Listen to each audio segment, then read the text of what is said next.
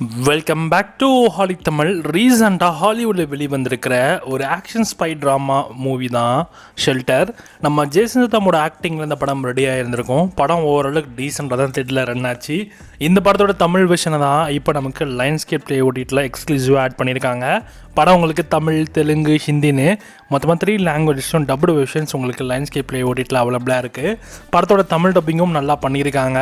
And இந்த படத்தோட சிம்பிளான கதைன்னு பார்த்தாக்க, ஸ்காட்டிஷ் தீவில் தனியாக ஒரு ஷெல்டரில் வாழ்ந்துட்டு இருக்க நம்ம ஹீரோ ஒரு MI6 அசாசின் புயலில் இருந்து காப்பாற்றின ஒரு சின்ன பொண்ணுக்காக திரும்ப மறுபடியும் அந்த வில்லன்களை எதிர்க்கிறதுக்காக இவருடைய அசாசினை மறுபடியும் கையில் எடுக்கிறாரு. இதுக்கப்புறம் இந்த கதையில் நடந்த ஆக்ஷன் சம்பவங்கள் தான் இந்த படத்தோட மிச்ச கதையே.